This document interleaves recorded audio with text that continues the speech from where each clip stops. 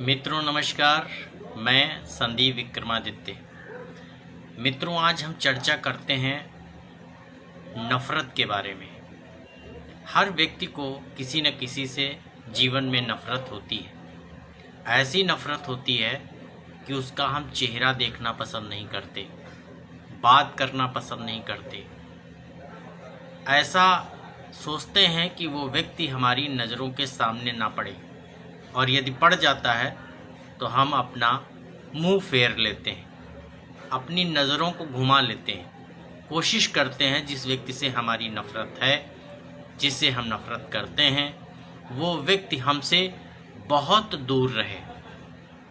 नफ़रत का भाव जीवन में किसी न किसी घटना या किसी न किसी व्यवहार से प्रेरित होता है। देखा गया है कि बहुत खास रिश्तों में, बहुत गहरे रिश्तों में भी नफ़रत उत्पन्न हो जाती है, नफ़रत पैदा होती है। ऐसे रिश्ते जो एक साथ रहते थे, एक पास रहते थे, एक दूसरे के बिना जी नहीं सकते थे, उनके बीच ऐसी नफ़रत पैदा हुई कि वो बहुत दूर हो गए। नफ़रत का भाव जीवन में किसी न किसी विशेष घटना, किसी न किसी विशेष व्यवहार से प्रेरित होता है, और तभी व्यक्ति के जीवन में, व्यक्ति के मस्तिष्क में सामने वाले के प्रति नफ़रत का भाव उत्पन्न होता है। नफ़रत यूं ही नहीं पैदा होती, नफ़रत पैदा होने के कई कारण होते हैं। लेकिन मेरा ये मानना है कि आपके अंदर किसी व्यक्ति के प्रति पैदा हुई नफ़रत ख़त्म कैसे हो, नफ़रत को ख़त्म कैसे किया जाए, उसका एक सीधा सा सूत्र है कि जिस व्यक्ति से हमें नफ़रत है, कोशिश करें उस व्यक्ति से 1 घंटे बात कर लें। मेरा ये पूर्ण विश्वास है कि यदि आपने 1 घंटे बात कर ली तो आपकी नफ़रत पता नहीं कहाँ चली जाएगी। नफ़रत शब्द आपके जीवन से गायब हो जाएगा।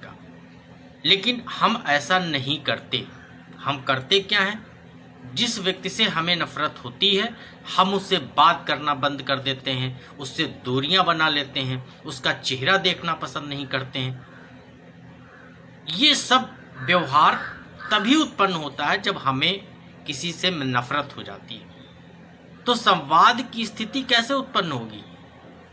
हम कैसे बात करेंगे? और जब तक बात नहीं होगी, नफ़रत कभी दूर नहीं हो सकती। नफ़रत दूर करने का सीधा उपाय है कि जिस व्यक्ति से हमारे अंदर नफ़रत उत्पन्न हुई है, हम नफ़रत करते हैं, उस व्यक्ति से ही 1 घंटे संवाद स्थापित किया जाए, 1 घंटे बात की जाए, और तभी हम समझ पाएंगे कि मूल कारण क्या है नफ़रत का। वैसे तो हर व्यक्ति नफ़रत का मूल कारण जानता है कि हमें फला व्यक्ति से नफ़रत हो गई तो उसके पीछे उसका ये व्यवहार रहा, उसका ये कारण रहा। और कारण यदि जीवित है, कारण का यदि समाधान नहीं किया, तो नफ़रत जीवन में कभी भी समाप्त नहीं हो सकती, नफ़रत और बढ़ती चली जाएगी। इसलिए यदि किसी व्यक्ति से हमारे अंदर, किस परिवार का सदस्य हो, मित्र हो, रिश्तेदार हो, पड़ोसी हो, यदि आपके अंदर उसके प्रति नफ़रत का भाव उत्पन्न हो गया है, तो कोशिश करें संवाद की स्थिति कायम करें, संवाद स्थापित करने का प्रयास करें। लेकिन ये बहुत छोटी बात नहीं, ये बहुत बड़ी बात है, क्योंकि जिस व्यक्ति से नफ़रत हो जाती है, उससे संवाद करने की कल्पना करना भी असंभव प्रतीत होता है। जिससे हम बात नहीं करना चाहते, जिसको हम देखना नहीं चाहते, उसे बात करने का प्रश्न बहुत बड़ी बात है। लेकिन ये बात तो बहुत बड़ी है, लेकिन यदि कभी हम ऐसा कर ले जाते हैं, तो आप मान लीजिए कि आपके जीवन में उस व्यक्ति से नफ़रत जरूर खत्म हो जाएगी जिससे आप नफ़रत करते हैं। प्रेम, नफ़रत, घृणा, ईर्ष्या, द्वेष, जलन, समर्पण, सहानुभूति, ये सब मानव जीवन के व्यवहारगत लक्षण हैं। जो समय समय पर उत्पन्न होते रहते हैं और नष्ट होते रहते हैं। ये ज़रूरी नहीं है कि जिससे आज आप नफरत करते हैं उससे कल आपको प्रेम ना हो, या जिससे आप प्रेम करते हैं उससे आपको नफरत ना हो। ये सभी परिस्थितियाँ उत्पन्न करती हैं। ये सभी व्यवहार परिस्थितिजन्य हैं। जिससे आपको बहुत प्रेम है उसी से कल आपको नफरत हो सकती है, जिससे आपको नफरत है उसी से कल आपको बहुत प्रेम हो सकता है। जीवन बहुत छोटा है मित्रों, और इस जीवन में सिर्फ दुराग्रह की स्थिति, नफरत की स्थिति, तनाव की स्थिति लेकर के हम सुखी जीवन नहीं जी सकते। जितना शांत रहेंगे, जितना मेरे जीवन में कम हलचल होगी, जितना मस्तिष्क शांत रहेगा, एक लक्ष्य में लगा रहेगा, उतना ही जीवन कामयाब होगा। पता चला कि जीवन में सिर्फ नफरत ही नफरत है। हम इनसे नफरत करते हैं, हम उनसे नफरत करते हैं, चारों तरफ एक नफरत का वातावरण हमने तैयार कर लिया है। तो उस जंगल में, उस नफरत के जंगल में जिसका निर्माण हमने स्वयं किया है, हम सुकून से जी नहीं सकते। चारों तरफ वो नफरत के कांटे चुभते रहेंगे और हमारे शरीर से खून निकलता रहेगा। जिधर भी जाएंगे पता चला उधर ऐसे लोग हैं जिनसे हम नफरत करते हैं।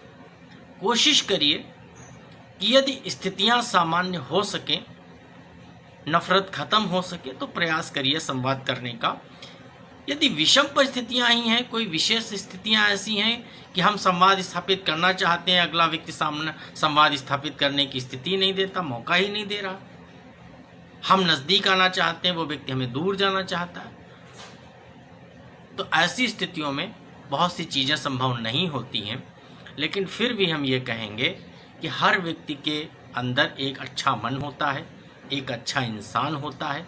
यदि उसे हम जीवित करने में सक्षम हो गए, यदि उसे हम बाहर निकालने में सक्षम हो गए, तो बहुत से रिश्ते बच सकते हैं, जीवन सुंदर और सफल हो सकता है।